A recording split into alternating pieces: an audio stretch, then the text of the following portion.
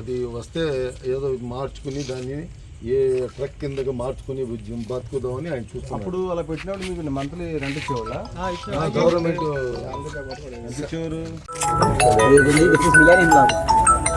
నమస్కారం.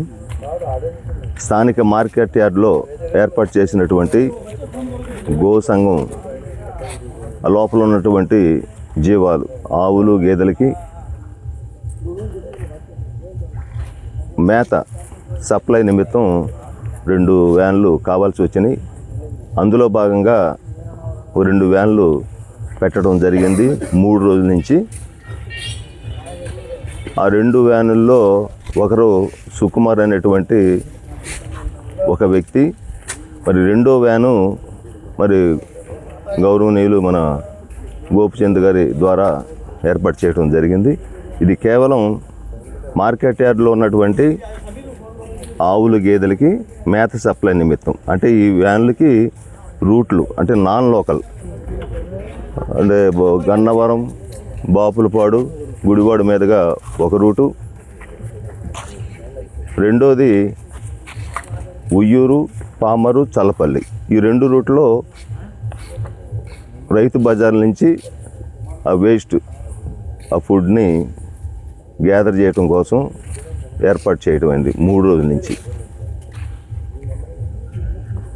ఈ వివరాలు తప్ప అవి బండి ఓనర్స్ కానీ ఆ వివరాలు, పూర్తి వివరాలు అయితే మా దృష్టిలో లేవు. ఇవి కేవలం బందొడ్డికి ఏర్పాటు చేసినటువంటి పశువులకి ఆ మేత సప్లై నిమిత్తమే తీసుకోవటం జరిగింది. ఇప్పటివరకు ఏమీ లేదు. పేమెంట్స్ ఇప్పటివరకు ఏం మాట్లాడలేదు. ప్రస్తుతం 3 రోజుల నుంచి రన్ అవుతుంది. ఇప్పుడు ఏదైతే బండి మిస్ అయిందని చెప్తారో అది మిస్ అయిన బండి అన్న విషయం మీకు ఐడియా ఉందండి? మన దృష్టికి రాలేదండి. మనం కేవలం ఏంటంటే లోపల బందొడ్లో ఉన్నటువంటి పశువులకి, అంటే అర్బన్లో మన లోకల్గా రైతు బజార్లో సుమారుగా లోపల 150 జీవాలు ఎప్పటికప్పుడు నిల్వ ఉంటున్నాయి. అర్బన్లో రైతు బజార్ నుంచి అంత మేత మనకు దొరకదు కాబట్టి వీటిని 2 వ్యాన్ల ద్వారా మనకి రూరల్లో ఉన్నటువంటి వివిధ పట్టణాల నుంచి సేకరించడానికి ఏర్పాటు చేశాం. అంతే తప్ప వేరే కోణం. నాకు ఏదన్నా ఇప్పుడు ఒక వెహికల్ వచ్చిన తర్వాత వెహికల్ నెంబరు, డీటెయిల్స్ అవన్నీ మీరు లాగ్ బుక్ రాసుకుంటారు కదా? ఏం రాయలేదు. ఆ వివరాలు అంటే మనకు కావాలి. నెంబర్ ప్లేట్ కూడా లేదు కదా, మరి ఏ బండి ఏంటి అనేది మీరు ఎలా ఐడెంటిఫై చేస్తారు? అలా కాదు, బండి మిస్ అయింది అనుకోండి, ఇక్కడి నుంచి వచ్చిన తర్వాత మిస్ అయింది అనుకోండి, అప్పుడు మీరు ఆ నెంబర్ ప్లేట్ లేని బండి మీరు ఏదో లాగ్ బుక్లో ఈ బలానా బండి నెంబరు, ఇది వ్యాన్ అని చెప్పి, దీనికి డ్రైవర్ అని చెప్పి మీరు ఏదో రాసుకుంటారు కదా? అంత వివరం మాకు అనవసరం విషయం అండి. దీనికి ఏంటంటే మాకు కావాల్సిందల్లా కూడా ట్రిప్ వచ్చిన తర్వాత ట్రిప్ చూసుకొని అన్లోడ్ చేసుకోవటమే తప్ప అంత వివరాల దాకా మేము నోట్ చేసుకోలేదు. ఆ బళ్ళు ఎవరు అనేది వివరాలు అయితే మేము కాదు. మాకు కావాల్సింది ఏంటంటే బందొడ్డుకి కావాల్సినటువంటి మేత సప్లై మేము చూసుకుంటాం, అంతవరకే. అంతే. బండికి నెంబర్ ప్లేట్ లేదని ఐడెంటిఫై చేశారా? లేదు, అదేమీ లేదు.